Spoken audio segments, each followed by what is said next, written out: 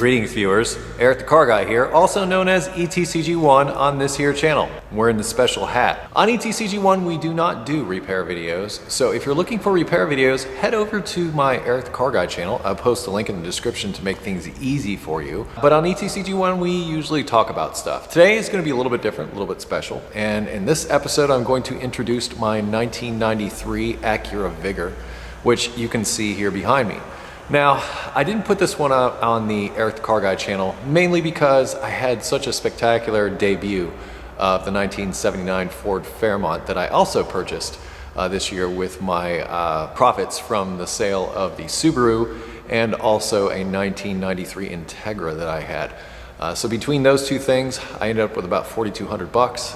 I ended up spending about 3,200 bucks total on the Ford Fairmont, and then there was a little bit for title and all that kind of thing. Then I had a little bit left over and I purchased this 93 Acura Vigor for $500. I think in some ways I paid too much, but in other ways maybe not so, because I've actually taken a chance to get a good look at it today. I actually bought the car last week, but all I did was drive it here and park it.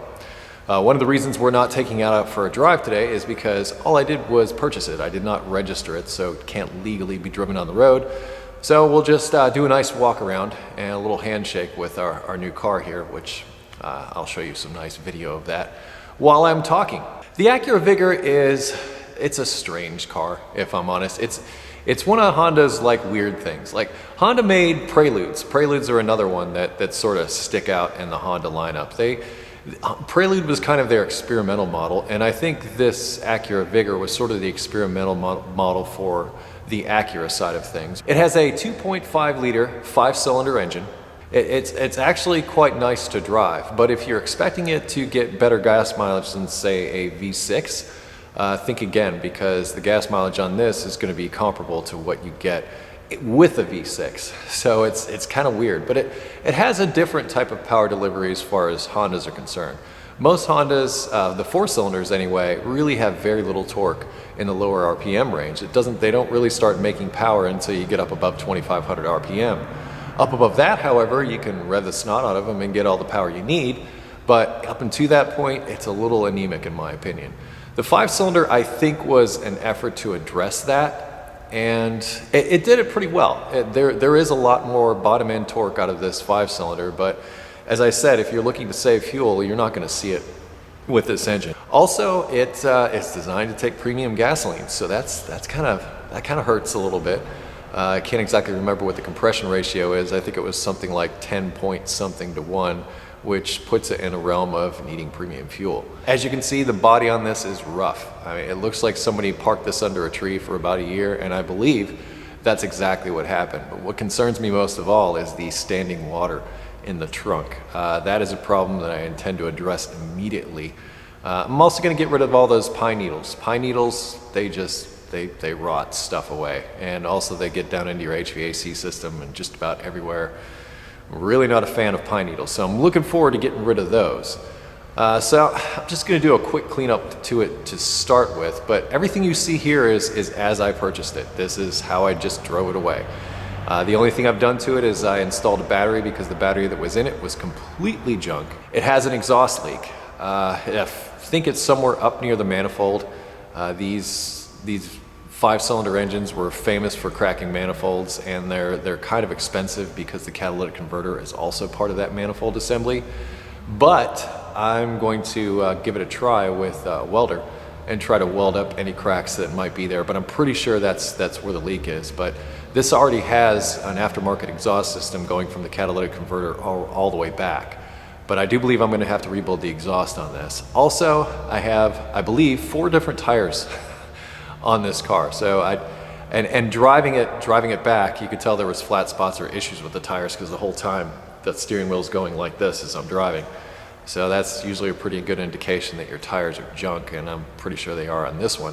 However, I went through my magic parts pile that I have over in my trailer, and it just so happens I found the exact size tire needed for this vehicle in Michelin MX V4s, which is what came on this car originally from the factory.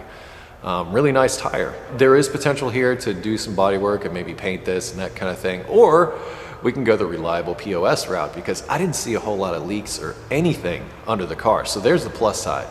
Downside is it's an automatic, yes. And I was disappointed to see that too, because one of the reasons I got excited about this car was because I thought it had a manual transmission. If this had a manual transmission, I would be way excited. I wouldn't care about anything else, because driving that 5-cylinder with a manual transmission is a whole lot of fun. But it is a driving, running car. It just has a few little minor issues that need to be addressed, which I think will make for some good videos. And that's the real reason I bought this. They only made the Vigor from 1992 to 1995, so it had a very short run. After that, they still had it, but it was called the 2.5 TL that went from 96 to 1998. So it really had a run from about 92 to 98, so it had about a 6-year run total. But also in that 2.5 liter TL, they had a 3.2 liter TL that was virtually the same car, except for it had the 3.2 liter V6. There were a couple of cool things that I got. I got this neat little Acura keychain. But this is one of the neatest things I found. I went through the car and found the owner's manual, and in the owner's manual I found this, which is pretty interesting. This looks like this car, like brand new after it was off the truck. And I looked it up, and this car was purchased from Lindsay Acura, which is in Dayton, Ohio, which is not that far away from here. But that's what it looked like when it came off the truck. So that's a nice little bit of history. I actually believe this to be a one-owner car. I think towards the end of its life, it suffered a bit, like I said, sitting for a long time underneath a tree or a bog or whatever. It still runs and drives good. It's just got a lot of cosmetic issues. The leather seats are pretty much done, but as I was saying, I mean, this I think presents a unique opportunity to do videos on these vehicles. There are still a few of these out there. The people that own them, I think, are very dedicated to them. I believe there's actually a Vigor club that I had talked to some time ago, and that's what they do. They worship these cars, if you will. And I've always wanted to get my hands on one in order to make the videos, like the timing belt and some of the other service things. Also with these vehicles, it's not uncommon for the blower motors to go bad. The blower motor in this one is not so easy to replace. In fact, it requires you remove the entire dashboard assembly. It requires that you also remove the HVAC assembly, so it's quite an extensive undertaking in order to get in there and do that. All great videos. So the reason I bought this was for precisely that. I know it's very specific to a very narrow market, but I know a lot about these cars, a whole lot about these cars, and I feel that I can impart a great deal of knowledge using this fine example of the 1993 Acura Vigor. So it should be fun to see how these turn out. And I'll be using this, you know, here and there for different things. It's not that I'm gonna put the Fairmont project on hold. No, I'm very much in love with the Fairmont, and I will still be doing videos with that. But this was one of those deals where you say to yourself, you know what, I should probably just jump on this, and I did, and I don't really regret it. Like I said, I feel like I paid a little bit too much, but I think in the long run, with what I will get back from this car, as far as the videos I plan to make, I think it'll fit just fine. And maybe, and I'm just throwing this out there as a big, huge maybe, maybe I'll switch it over to a manual. I don't know. We'll have to see, because it's kind of an undertaking on this. That would be a pretty big job. Also, another interesting little factoid, it was one of these cars that, or my dealings with one of these cars that actually got me fired from the dealership. So Vigors and I, we go back, we've got a history. A lot of guys I worked with at Acura didn't necessarily like working on these cars. They were, like I say, a different, you know, they were a departure from what Honda normally made. But, you know, I didn't have a problem with them. They have a certain list, if you will, of things that go bad, but outside of that, they're pretty decent.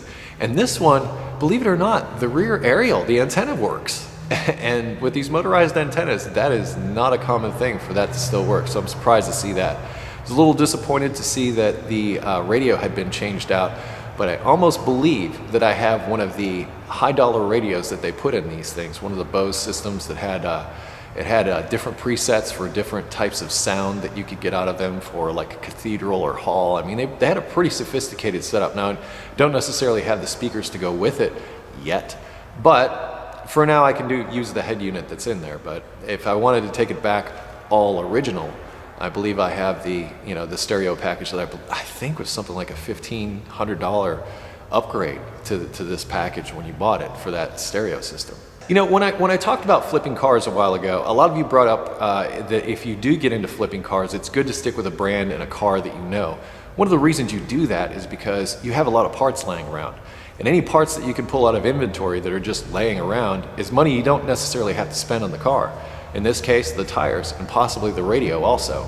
But it's a nice drive. I mean, once these things are up and running, they're an interesting car to drive. It's a different feel than you're used to with a Honda. Also, I like the fact that it comes with factory fog lights. It's a neat little car. Neat, quirky little car. Eric the Car Guy viewers, the 1993 Acura Vigor. 1993 Acura Vigor, the Eric the Car Guy viewers.